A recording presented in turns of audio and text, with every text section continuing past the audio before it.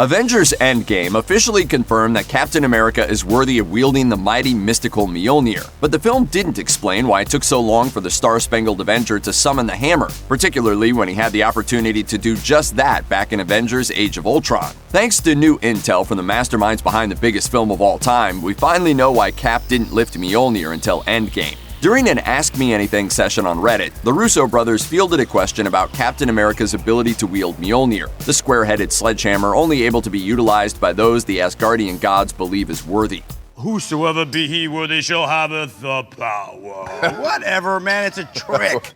Its most famous user is, of course, the Asgardian god of thunder, Thor. Audiences got the first hint that Captain America would be worthy of wielding the weapon in Age of Ultron, when Thor invited the rest of the Avengers to try their hand at lifting Mjolnir. When Steve Rogers stepped up to the plate, he was able to shift the hammer slightly, unlike the rest of the crew who couldn't even make it budge. This caused Thor to perk up in his seat and look visibly concerned that Steve would genuinely end up swinging Mjolnir through the air. In Endgame, when Captain America summons Mjolnir during the intense final battle against Thanos, Bro Thor is totally pumped.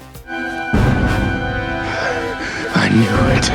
This suggested that the God of Thunder had known for years that Cap was worthy of wielding the hammer, likely recognizing that fact way back in Age of Ultron. It subsequently caused many, including one curious Reddit user, to wonder whether Captain America could always wield Mjolnir and was thus able to lift it in Age of Ultron and simply decided not to, or if he accrued worthiness over time. Anthony Russo explained on Reddit that, in his interpretation, Captain America always could pick up Mjolnir, and realized that during the party at Stark's place in Age of Ultron.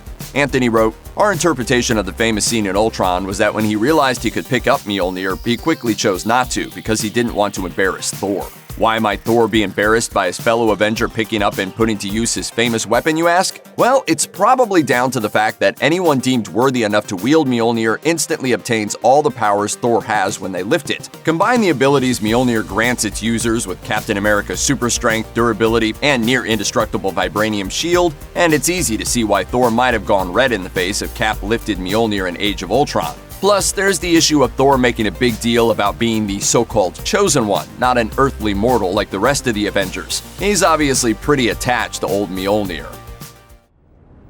What am I looking at? Oh, sometimes it takes a second.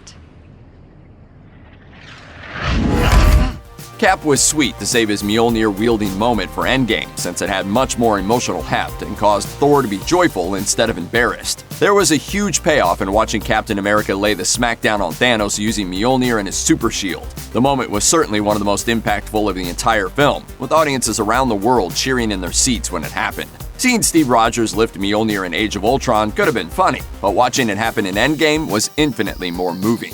Check out one of our newest videos right here. Plus, even more Looper videos about the MCU are coming soon. Subscribe to our YouTube channel and hit the bell so you don't miss a single one.